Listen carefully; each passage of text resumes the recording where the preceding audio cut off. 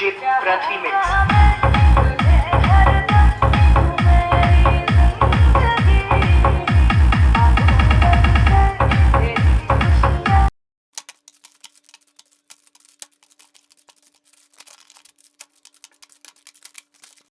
Hello and welcome दोस्तों, मैं हूं अमिश और आप देख रहे हैं अमिश ट्रैक्सूल। दोस्तों आज हम लोग एक बनाने वाले हैं लो पास फिल्टर, जो कि आप इस तरह से इस पर सारे कंपोनेंट को लगा करके इस पीसीबी को एक लो पास फिल्टर के तौर पे यूज में ले सकते हैं। अब लास्ट में दोस्तों हम लोग बात करने वाले हैं कि इन सभी कंपोनेंट को जो आप यहाँ पर देख रहे हैं, ये सभी कंपोनेंट किस वेबसाइट से परचेज़ किए गए हैं ताकि आपको बहुत ही कम प्राइस में और बल्क में मिल सके। तो उसके बारे में हम लोग वीडियो के लास्ट में बात करेंगे। फिलहाल दोस्तों हम लोग बात कर लेते हैं कि यहाँ पर मुझे इस पीसीबी को बनाने के लिए किन किन चीज़ों की, यानी कौन कौन से कंपोनेंट्स की ज़रूरत पड़ने वाली है। फिर भी मैं आपको एक झलक यहाँ पर दिखाना चाहता हूँ कि इस बॉक्स में टोटल मुझे कितने सारे कंपोनेंट्स मिले हुए हैं। तो अगर आप देख रहे हैं तो आपको यहाँ पर मालूम पड़ जाएगा कि पूरा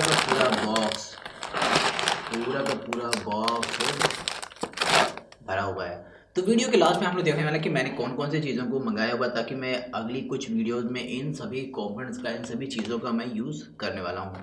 तो यहाँ पर इस पीसीबी को बनाने के लिए मुझे सबसे पहले चाहिए होगा 4 पीस डायोड, जो कि 1N4007 है। इसके बाद मुझे चाहिए 25 वोल्ट 2200 mAh के 2 कैपेसिटर्स।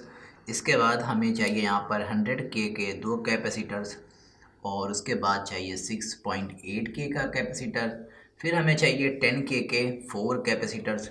यहाँ पर मैं 2 IC यूज़ में लेने वाला हूँ, जिसका नंबर है NE5532P, और इस IC को हमें 2-2 पीस यूज़ में लेना है।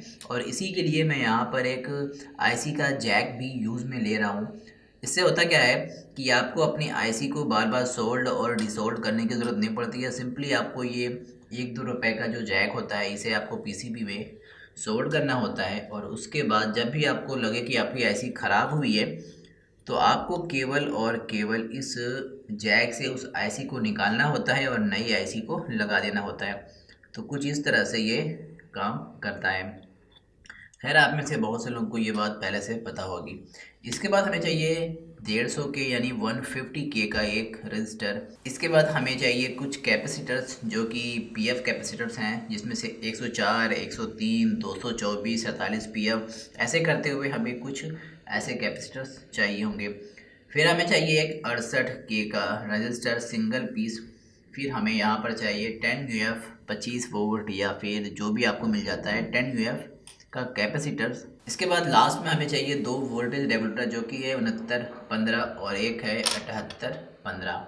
ये दोनों ही वोल्टेज रेगुलेटर हमें काम में लेने वाले हैं इस पीसीबी को बनाने के लिए। तो चलिए फिर पहले हम अपने इस पीसीबी को इन सभी कंपोनेंट्स के साथ भर लेते हैं। जैसे जिसकी जो जगह है उसे वहाँ पर लगा लेते हैं, और उसके बाद इसे सोल्ड करने की कोशिश करते हैं।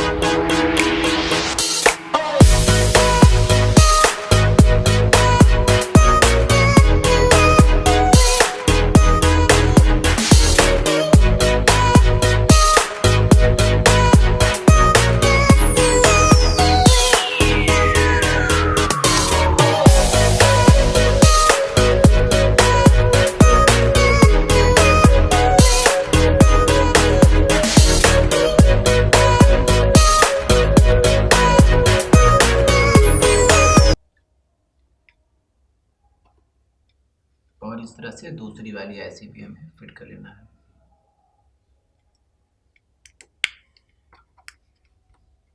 तो हमारा सर्किट अब फिलहाल कंप्लीट हो चुका है सारे कंपोनेंट के साथ। हाँ, अभी इसमें जो है 47K का वॉल्यूम नॉब या वॉल्यूम कंट्रोलर लगाना बाकी रह गया है, तो उसे भी हम लोग लगा लेते हैं। तो इस तरह के आप 47K के 2 वॉल्यूम कंट्रोलर परचेज कर सकते हैं। फिलहाल मैंने यहाँ पर 6 टांग यानी कि 2 अलग अलग लेफ़्ट और राइट चैनल्स के लिए मैंने परचेज़ किया हुआ, लेकिन मैं इसे बाद में किसी और प्रोजेक्ट में यूज़ करने के लिए परचेज़ कर रहा हूँ। तो मैं यहाँ पर 6 लेग्स वाला परचेज़ किया हुआ है मैंने। आप चाहें तो उसमें 3 लेग वाला भी परचेज़ कर सकते हैं।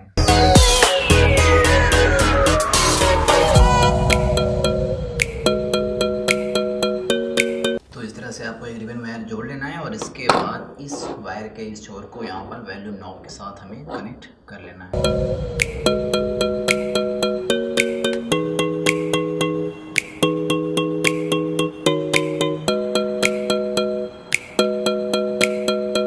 इस वक्त दोस्तों मैं अपने इस पूरे प्रोजेक्ट को बिना लो पास फ़िल्टर के इस्तेमाल करने वाला हूं और आपको दिखाने वाला हूं कि बिना लो पास फ़िल्टर के यहां पर इस स्पीकर पे कैसी वॉइस आती है और आपको ये वूफर वाला इफ़ेक्ट दे पाता है या फिर नहीं। क्योंकि आपको वूफर के इफ़ेक्ट के लिए मुझे इस स्पीकर को बाहर निकालना था, क्योंकि आपको दिखाना था कि किस तरह से ये पर्दा जो है, इसका ये पर्दा ऊपर नीचे अप एंड डाउन करता है। तो मैं स्पीकर को थोड़ा सा ऐसे कर लूँगा और आपको प्ले करके दिखाता हूँ।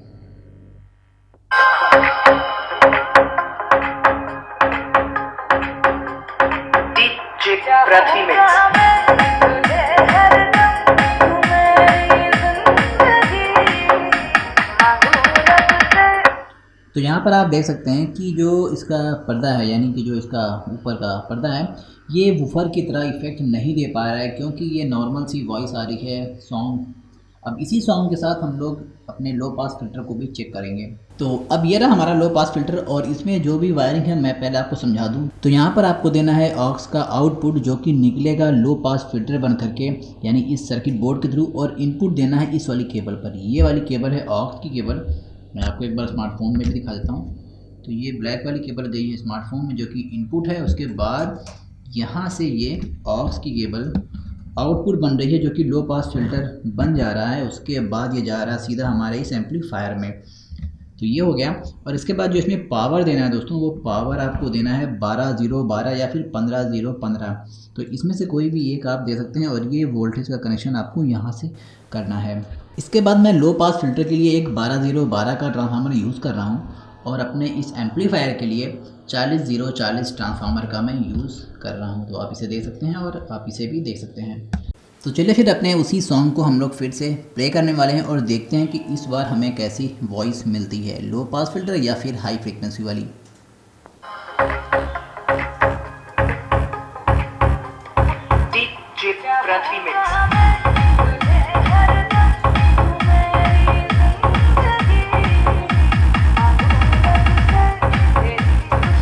तो यहाँ पर दोस्तों अगर आप देखें तो आवाज़ बिल्कुल ही चेंज हो जाता है।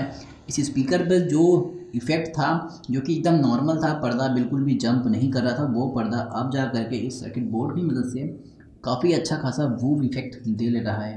तो अब बारी है कि मैंने इसे जिस वेबसाइट से परचेज़ किया है, वहाँ से मैंने और क्या क्या चीज़ों को परचेज़ किया है वो भी मैं आपको दिखा दूँ। तो यहाँ पर सबसे pहली बात तो मैंने इसे परचेज़ किया है lcsc.com से, और इस बॉस के अंदर जो मैंने परचेज़ किया हुआ है वो बहुत लंबी लिस्ट है और वो एक एक चीज़ दिखाने में शायद थोड़ा वक्त लग जाएगा, लेकिन आपको मज़ा ज़रूर आएगा।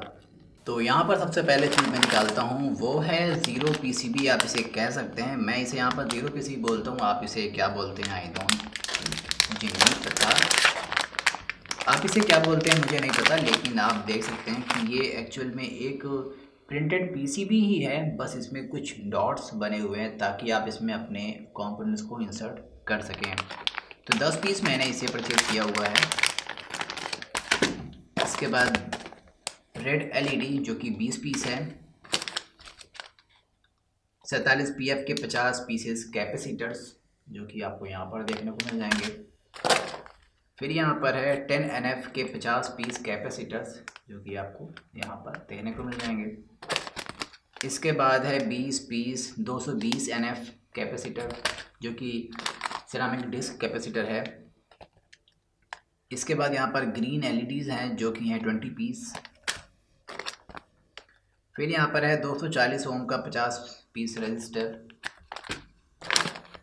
फिर यहाँ पर मैंने कुछ एम्पलीफायर के लिए ट्रांजिस्टर मंगवाया हुआ है जो कि है TTC 5200 और ये 10 पीस मैंने परचेज किया हुआ है।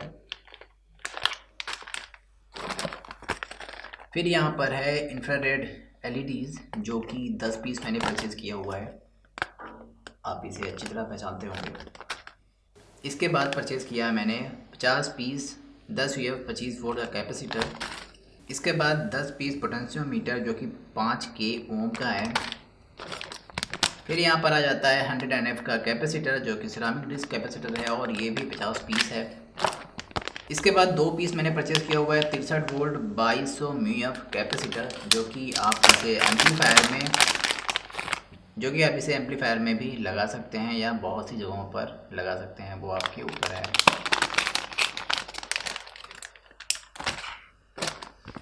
इसके बाद है 220 K ओम का 50 पीस रजिस्टर और रजिस्टर्स बहुत सारे रजिस्टर्स। फिर मैंने यहाँ पर कुछ केबल्स को परचेज़ किया हुआ है जिसके अंदर आई थिंक 8 कोर होती हैं यानी 8 केबल्स होती हैं जो कि 2 मीटर में मैंने इसे मंगाया हुआ है कुछ प्रोजेक्ट के लिए। फिर यहाँ पर मैंने 6 एम्पियर के डायोड्स मंगवाए हुए हैं जिसे 6AB कहते हैं, तो 10 पीस ये भी मैंने परचेज़ कर लिया। फिर यहाँ पर एम्पलीफायर के लिए मैंने वही ट्रांजिस्टर जो कि TTK 1943 है और 10 पीस ये भी हो चुके हैं। फिर यहाँ पर मैंने ख़रीदा है LM317T जो कि 5 पीस है और ये एक ट्रांजिस्टर है। फिर थे IR LEDs जो कि रिसीवर है और 10 पीस मैंने इसे भी परचेज़ किया हुआ है जो कि लगभग ब्लैक कलर में होते हैं। फिर यहाँ पर मैंने 10 पीस जो है रिले परचेज़ किया हुआ था जिसमें से एक पीस मैंने यूज़ कर लिया है और ये 12 वोल्ट पर काम कर रहे हैं, आप देख सकते हैं इसे। फिर मैंने परचेज़ किया हुआ है BC 547 वो भी 40 पीस ट्रांजिस्टर, आप इसे देख सकते हैं। फिर मैंने परचेज़ किया हुआ है 470 PF 10 पीस कैपेसिटर्स। एक बार और इंफ्रारेड LEDs जो कि 10 पीस हैं। फिर से कुछ रजिस्टर्स और इसके बाद 10 पीस स्विच, और स्विच हमेशा ही हमें ज़रूरत पड़ती है तो इस तरह की मैंने स्विच को भी परचेज़ कर लिया है। आप भी दोस्तों चाहे तो इन सभी प्रोडक्ट को परचेज़ कर सकते हैं, लिंक मैंने वीडियो के डिस्क्रिप्शन में दे दिया है। और यहाँ से जो चीज़ें मुझे बहुत ही सस्ते दाम पे मिल जाती हैं इसलिए मैं हमेशा ही LC80.com से ही परचेज़ कर लिया करता हूँ। तो आई होप दोस्तों आपको मेरी ये वीडियो पसंद आ गई होगी। यार वीडियो अच्छी लग गई हो तो लाइक ज़रूर कर देना। फिलहाल चलिए फिर मिलते हैं किसी और एक अमेजिंग वीडियो में। और एक बात की गड़बड़ फाइल जो है मैंने इस प्रोजेक्ट की वीडियो के डिस्क्रिप्शन में दे दिया है, तो वहाँ से आप उसे खुद से प्रिंट करवा करके बना सकते हैं। तो चलिए फिर मिलते हैं किसी और एक अमेजिंग वीडियो में, तब तक के लिए बाय बाय।